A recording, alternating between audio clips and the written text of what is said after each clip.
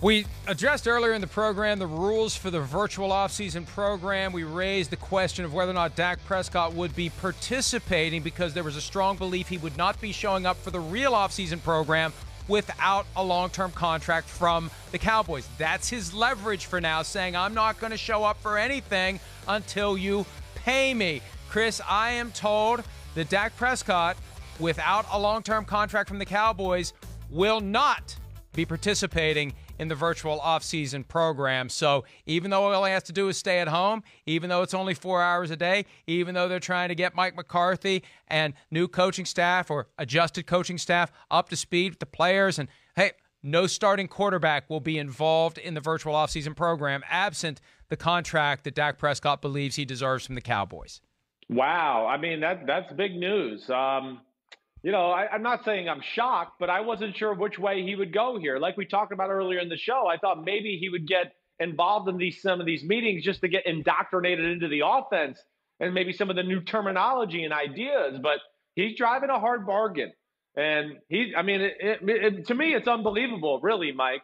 I know that I wish Dallas would have sweetened that last contract offer that we heard about where they gave him a little less guaranteed money than Carson Wentz. All right. I mean, I look at that, but I mean, what does he really want out there on the market? I'm just really intrigued about what he's asking for. But he can't get to the market. That's the thing. Here's the reality. You're saying he's driving a hard bargain with the Cowboys. The Cowboys have taken full advantage of every rule under the CBA that benefits them as it relates to Dak Prescott. Once he had his third year in, they didn't come to him and say, this is a joke that you're only going to make $4 million or $2 million, next year in the fourth year of the contract. We're going to get you taken care of now before you have to go through another season where you could get injured. You could have your performance dip. We're going to pay you now. We think you deserve it. We think you've earned it. They didn't do any of that. They squatted on him through his entire rookie contract, and then they used the franchise tag to keep him off of the open market. I mean, ultimately, we're so desensitized to the franchise tag. The franchise tag is the device used by the teams to prevent the player from finding out what he's really worth.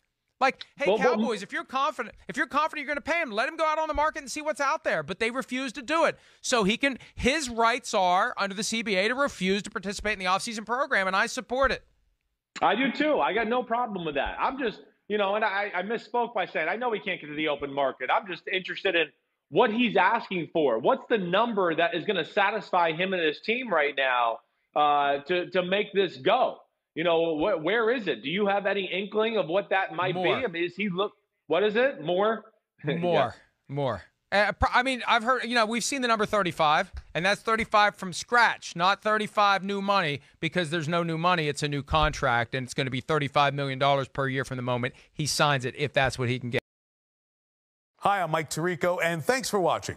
Make sure to hit subscribe for the latest news and highlights from NBC Sports.